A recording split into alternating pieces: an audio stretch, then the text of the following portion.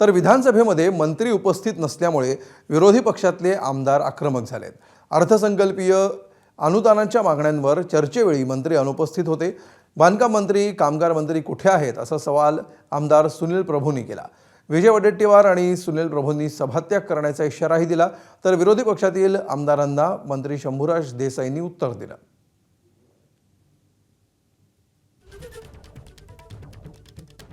मी जे पत्र मान्य कामगार मंत्र्यांनी दिलं होतं, कामगार मंत्री आहेत का?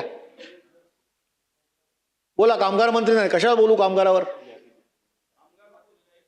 बांधकाम मंत्री नाही, कशासाठी बोलायचं आम्ही? म्हणजे बजेट तुम्ही मंजूर करून देणार, बोलवले काय बोलवणार? प्रत्येक वेळेला तुम्ही बोलवता, आम्ही बसायचं काय आहे की नाही? विरोधी पक्षाचं काय मंत्री नाही, कोण ऐकतं आमचं? कशासाठी आम्ही बोलतो? कशासाठी खात्याचे मंत्री, कशासाठी माहिती घेतो? सगळं बट्ट्याबोळ केलेलं आहे। अरे कपात सुद्धा उत्तर पण खोटं देता।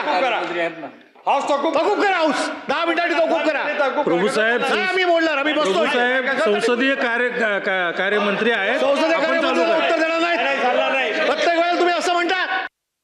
आपल्याला लक्षात असेल की गेल्या 4 दिवसापासून ज्या आपण मागण्या या ठिकाणी ठेवतोय त्याच्यावर पोटतिडकीनं सत्ता पक्षाचे आणि विरोधी पक्षाचे दोन्ही बाजूनं आमदार आपल्या मतदारसंघातले आणि काही गोष्टी जिथं सरकारला निर्देश देण्याच्या दृष्टिकोनातले काही प्रश्न उपस्थित केले जातात, त्या प्रश्नावर अजिबात या सभागृहामध्ये मंत्र्यांकडून कुठलंही उत्तर येत नाही, अजिबात उत्तर येत नाही। तुम्ही आपल्या पुरवणी मागण्या मांडता, आपल्या मागण्या मांडल्या, मंजूर झाल्या की आपण बसून जाता।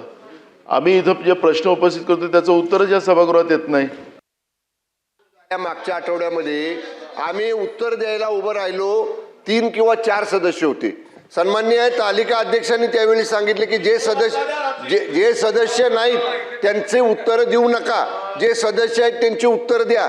हा गेल्या आठवड्यातला अनुभव अध्यक्ष महाराज सगळे मंत्री बसून होते, सगळ्या मंत्र्यांकडे चार्ट होते, कुठल्या सदस्याने काय मुद्दा मांडला त्याचं काय उत्तर द्यायचं। सदस्य सुद्धा नसतात सन्माननीय अध्यक्ष महाराज उत्तर ऐकायला, मग रिकाम्या बाकड्या पुढे उत्तर द्यायचं काय? एबीपी माझा, उघडा डोळे बघा नीट।